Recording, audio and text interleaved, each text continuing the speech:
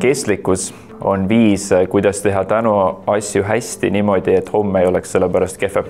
Mida see siis lahti seletatult tähendab, et kestlik ettevõte mõtleb enda mõjudele, teiselt poolt tunneb nende ees vastutust, on ressursitõhus ning vaatab, missugused nende mõjudega seotud riskid ettevõttele nende mõjude tõttu tekivad.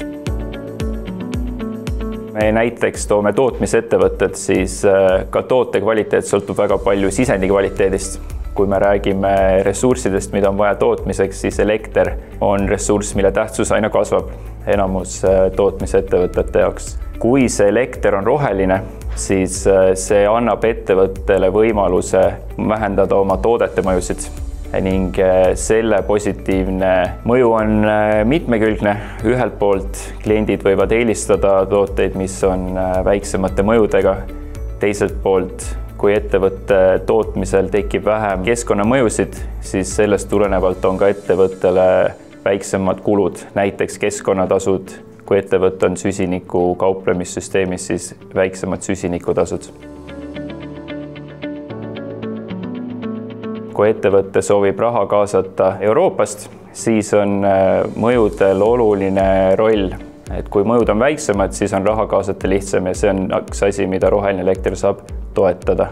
Mingi osa investoriteks näiteks ei pruugi isegi soovida investeerida ettevõtetesse, kes ei kasuta rohelist energiat. See roheline elekter maandab riske ettevõtte ja investori jaoks, siis peaks olema kaasatud raha odavam. Euroopa Liidu poolt on suurettevõtetele pandud nõue igal aastal koos aastaaruandega oma kestlikkuse teemalisi näitajaid ning tegevusi raporteerida. Ning näidata, et selle tõttu on tema toodetud kaupade, toodete või teenuste mõjud väiksemad. Kui me räägime erinevatest viisidest, kuidas ettevõte saab energiat teadlikumalt ja kestlikumalt tarbida, siis roheline pakett ei ole ainus lahendus.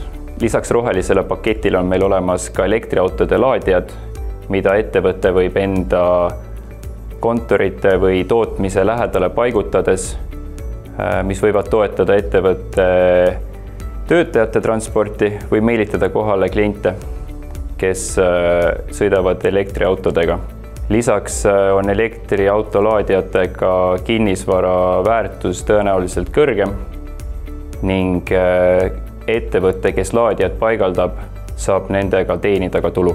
Kui soovite teada rohkem, kuidas tuua enda ettevõttesse kestlikke energialahendusi, siis võtke ühendust kas üldkontaktil või oma ärikliendi halduriga.